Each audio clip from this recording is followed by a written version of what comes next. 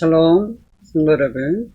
오늘도 하나님의 말씀을 묵상하기 위해 이 영상을 시청하시는 모든 성도님들에게 하나님의 놀라우신 은혜와 사랑이 충만하시기를 주님의 이름으로 축복합니다. 오늘 우리가 함께 살펴볼 말씀은 신약성경 고린도전서 7장 36절부터 40절까지 말씀입니다. 함께 하나님 말씀 보도록 하겠습니다. 그러므로 만일 누가 자기의 약혼녀에 대한 행동이 합당하지 못한 줄로 생각할 때 그 약혼녀의 홍기도 지나고 그가 취할 필요가 있거든 원하는 대로 하라.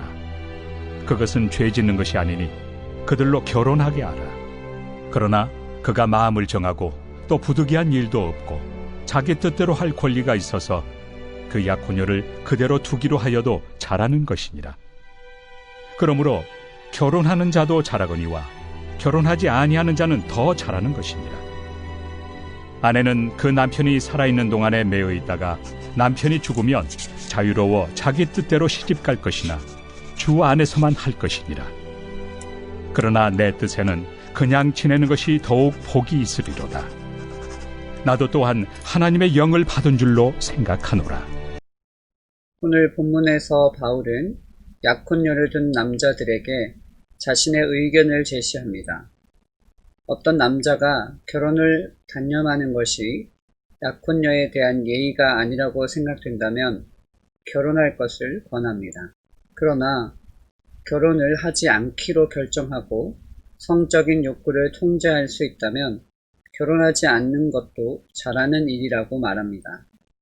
이처럼 바울은 결혼이 죄의 문제가 아님을 명확히 했고 성령께서 하시는 내적 확신에 따라 행하는 것을 중요한 기준으로 여깁니다. 이어서 과부에게도 지침이 주어졌는데 남편이 죽었을 경우에는 자유로워져서 재혼이 가능하지만 오직 주 안에서만 할 것을 강조했습니다.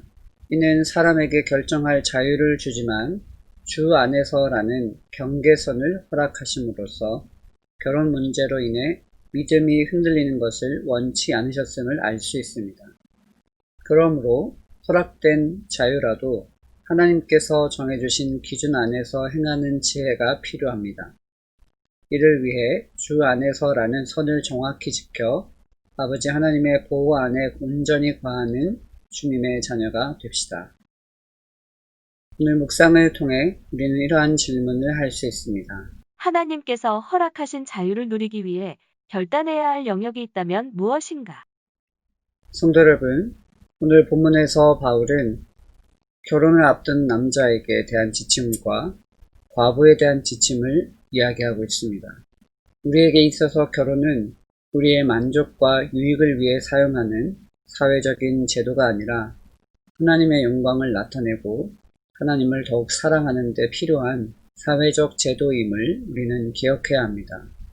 따라서 우리에게 주어진 자유를 우리가 사용하되 하나님께서 정해주신 범위 안에서 자유를 누릴 때 우리는 진정한 기쁨과 행복을 맛볼 수 있습니다.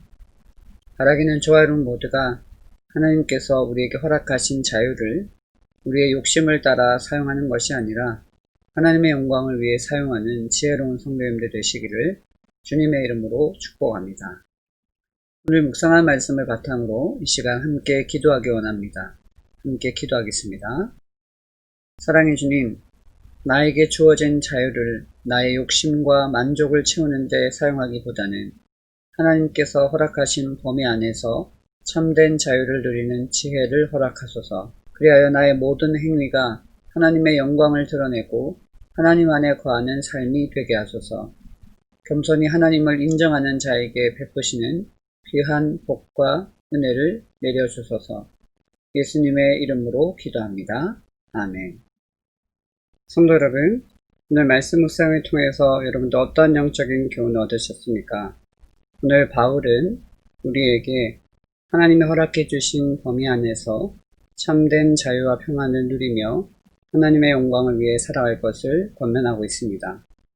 비록 하나님께서 정해주신 범위 안에서 자유를 누리지만 그것이 우리에게 가장 안전하고 복된 길임을 깨닫고 겸손히 하나님께서 정해주신 범위 안에서 오늘 하루도 참된 자유를 누리며 살아가는 귀한 하루 되시기를 주님의 이름으로 축복합니다.